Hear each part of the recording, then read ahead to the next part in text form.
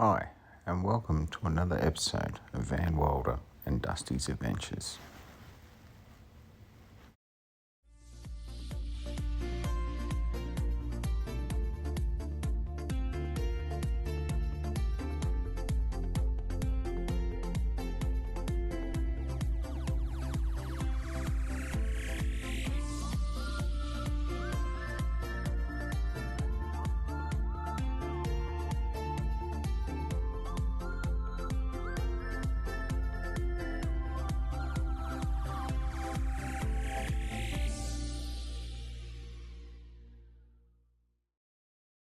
Alright, first job this morning, go drop the kids off at the pool.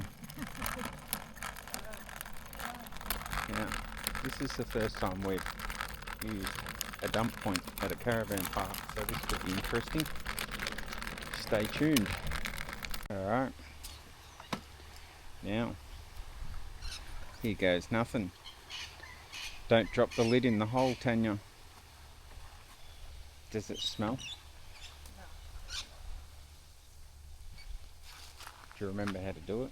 Considering, no, don't turn that yellow thing.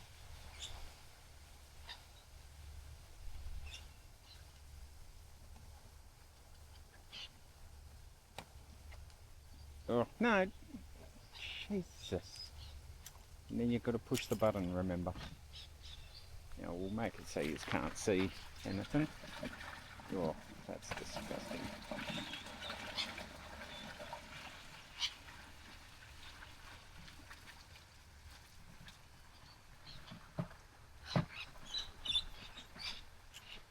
Alright, that wasn't that bad. Well, it wasn't bad at all for me. Easy. Good morning, everyone. So, we've just come down to... We're going to head to Eden, but we're just sort of having a look through town. And there's this boardwalk that we found just near the... That's the bridge just here that comes across into Merimbula. And there's this boardwalk. So I thought we'd come for a walk down. There's people fishing. So I was sort of scoping out an area to go fishing, maybe, if I get a chance. And look what we found. Look at that water. Crystal clear. And there's a few people fishing here. A few people over there. But look at this boardwalk. It goes all the way around. And then the oyster farms are over there.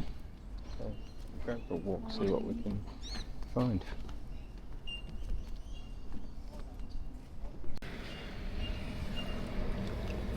Put it under. There's a couple of fish.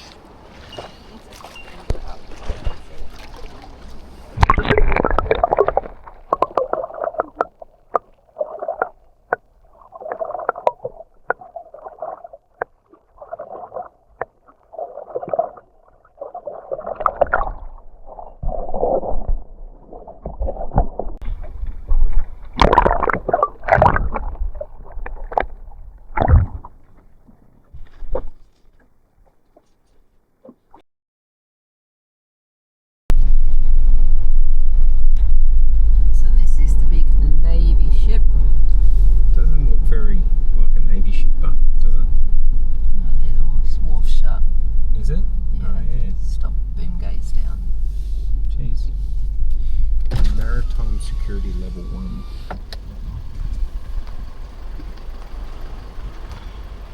Oh yeah, that's big maritime boat. Ah, there it is. Hi. There. How are we? Had to turn the camera off because the security guards come out and I don't think they want us filming Navy boats. Sorry. Alright, so we're in, so it's the Biwa National Park. Now we'll take you down to our, there's 2 points of interest down here. We'll take you down and show you. But I'll just show you the walk down, it's bloody beautiful.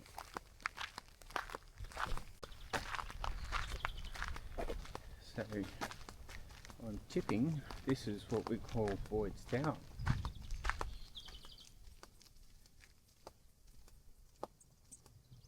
Look at that. So we've got Light to Light Walk or Boyd's Tower. do Boyd's Tower and then we'll do the light We'll walk. go to Boyd's Tower. But like it's all boardwalk. There's a little gravel section which is really pretty. And Which now is good because it's high above the ground, no snakes. oh, not the snakes again. Get over the Look at snakes. But yeah, look at this boardwalk. Nice easy walk. The view. Views are amazing.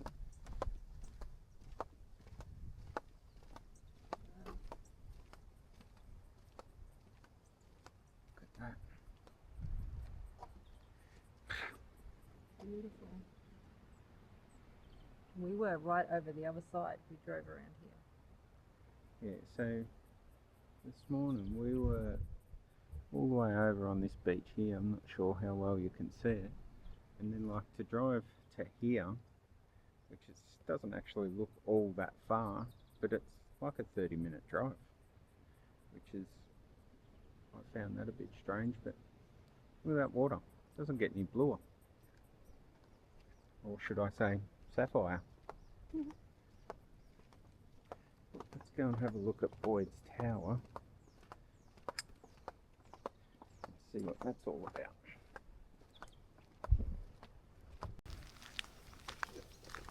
Alright, Boyd's Tower.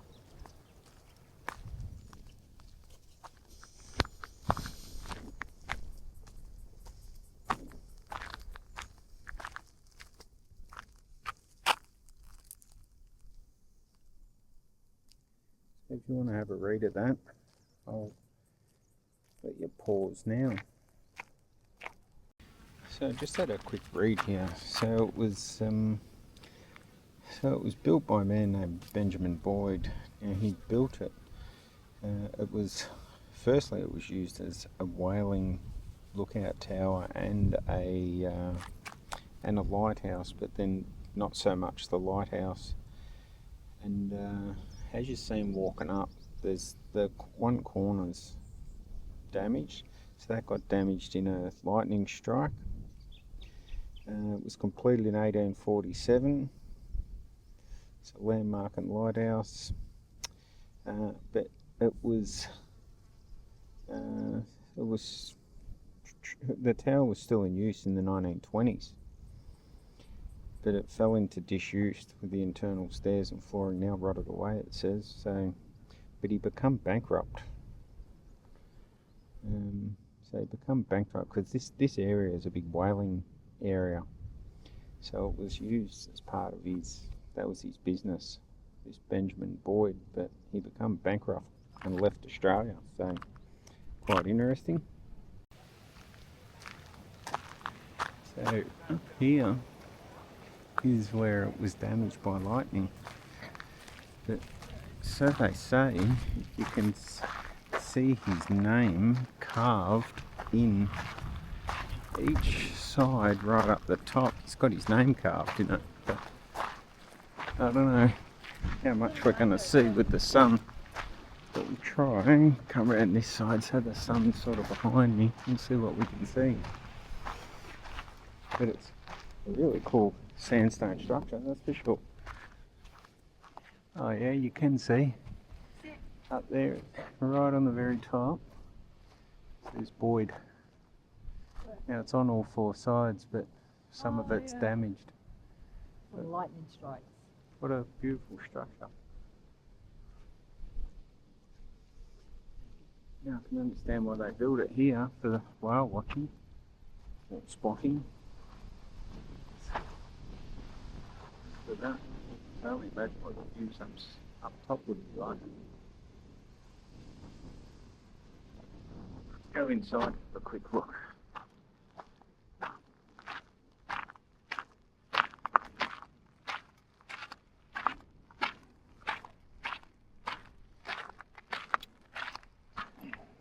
Oh well. So now it's just floor joists and just joists or bearers all the way up. Well,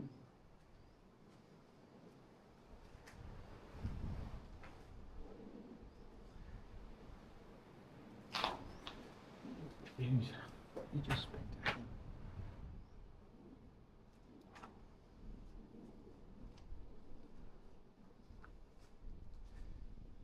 Sandstone.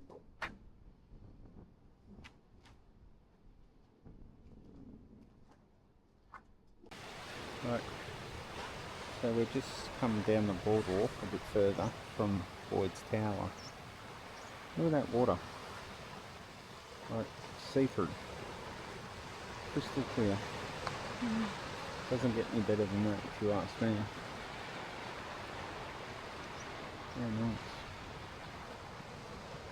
Love to get down there fishing. Yeah, I'd like to go We're just starting to walk back. And here's this cheeky. I don't know if you can see it, but it just scared the friggin' daylights out of me. Just ran in front of me.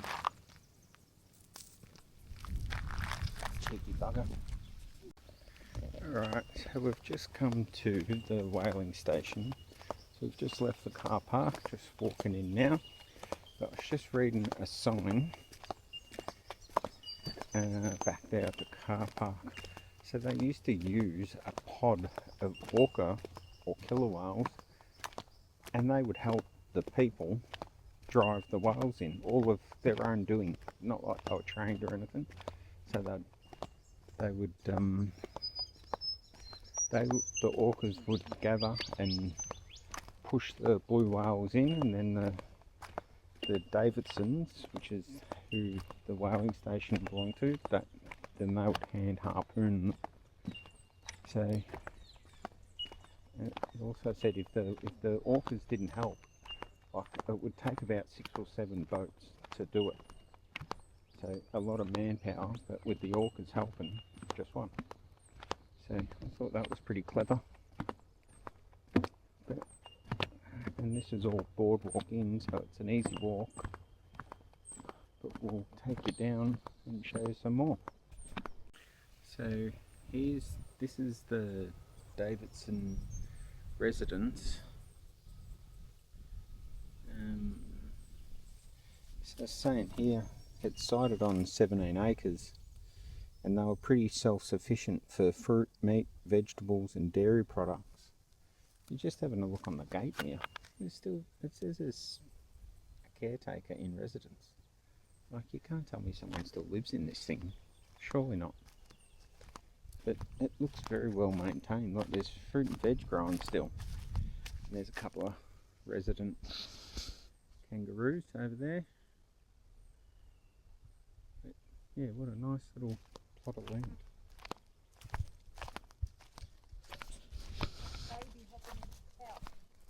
So we're just walking down. There's a few steps. It's not tough going or anything, but look at it. Look at the views. Like this trip around the Sapphire Coast, honestly, it seriously has blown me away. Like the views, the water. It's not what I expected. You know, when you have a picture in your mind of something, like where you're going, and you think about what it's going to look like or what's going to be there, and this is nothing like what I expected. It's actually exceeded my expectations. It's just beautiful. A few fishermen around here, lucky buggers. What a spot to fish, how peaceful.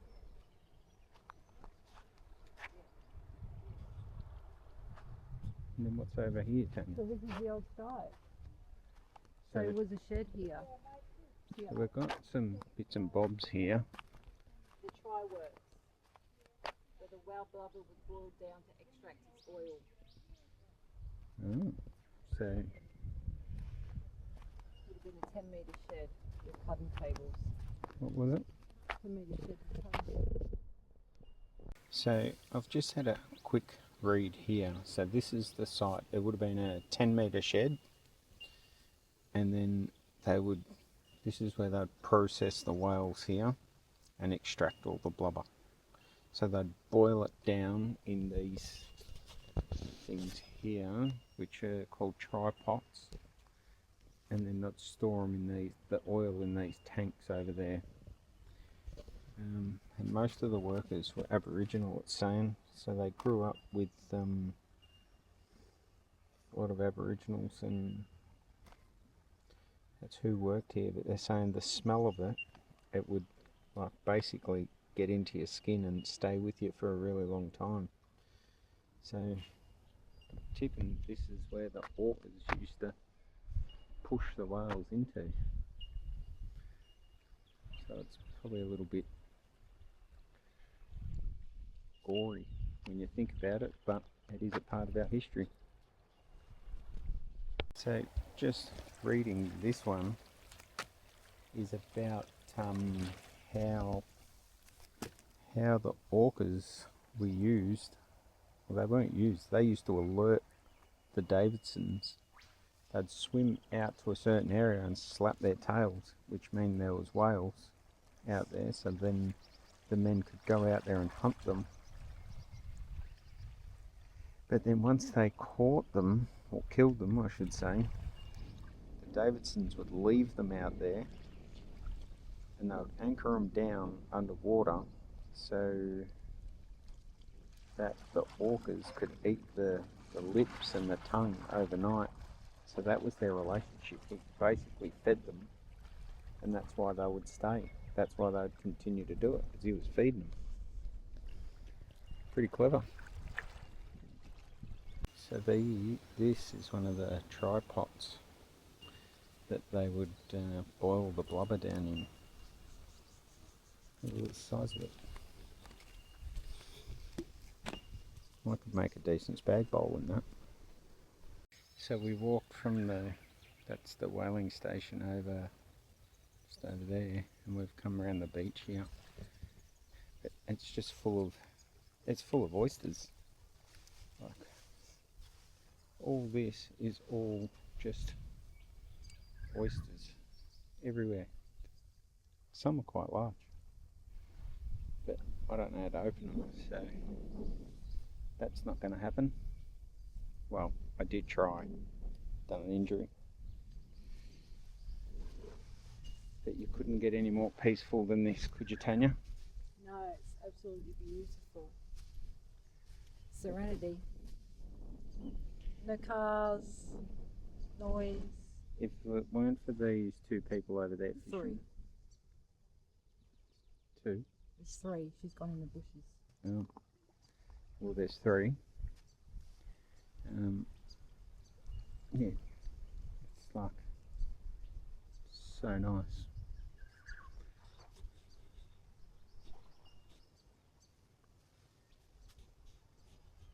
Listen to that peace and quiet. Alright, so we've just come down here. So I did promise you some oysters. So South Coast Fish Processors, but we've just gone in and have a look at this. Look at that, fresh sashimi. And yes, we got some oysters, but they're later. They're for later. We'll show you what we got later for dinner. Because I might do a nice little dressing for them. But for now, let's. Do you want to open that up, Tanya? And we'll have a little bit of fresh sashimi, eh? Jesus. Don't spill it. Oh, that's what I'm trying not to do. Don't spill me soy. And your wasabi. Alright, look at this. With your blood on your fingers. Mm. Mm. Oh yeah.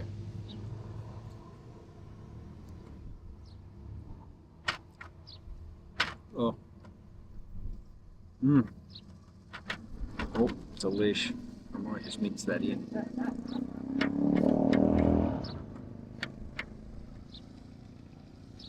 Mix that in there. Oh yeah. Don't go wrong. And then by the wharf where we come down earlier. Can't go wrong. That's enough. Alright,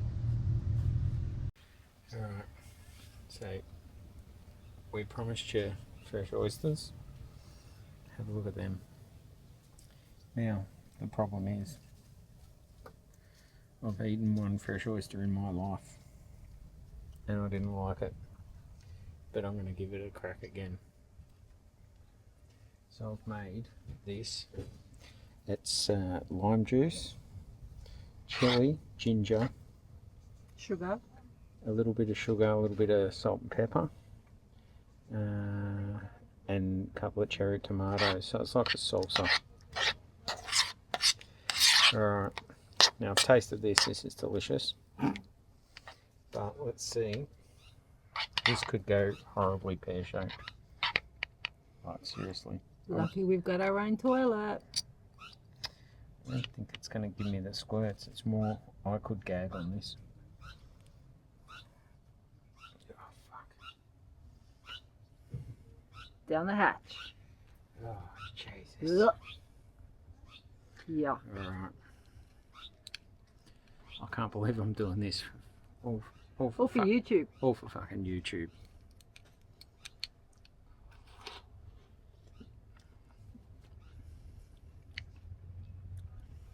Done. Drop a comment whether you think raw oysters or cooked oysters are better. Oh, I love Kilpatrick, but that salsa is next level. Did you taste the oyster? Can you taste the salt? Like sea salt? I'm going to do another one. Oh, wow, you like it. I don't even know how many's here. The van's going to be rocking tonight Oh. Tanya, from the wind. calm down.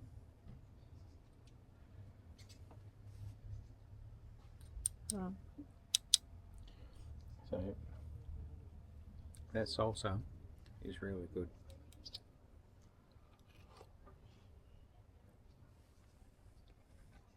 You know he's eating it. No. I'll knock them off, all of them. Raw? Yeah. All of them? You're not going to cook them? No, it saves me cooking them. Okay. Saves me cutting up bacon. Alright. Alright. Well, we'll show you what's I'm happy with that. the next course of seafood after Paul's eaten his oysters. Sapphire Coast oysters. Fresh. Beautiful. Fresh today. They're delicious. Alright, so after those delicious oysters, we got also today we got these. Have a look at those. Look at the size of those. So just a nice simple chicken and prawn salad for dinner. Easy. Fresh Sapphire Coast prawns. Can't go wrong. Nice simple dinner. That's just a split chicken chucked on the weather, and we'll keep that. We'll do some sangers tomorrow or something with that, and beautiful. All right, so that's a wrap up for today's video. Just like to thank everyone for watching. Don't forget to subscribe, like, share, comment, whatever. We reply to all the comments. But yeah, thanks for watching. Hope you're enjoying this little series of the Sapphire Coast, and we'll have another one for you tomorrow.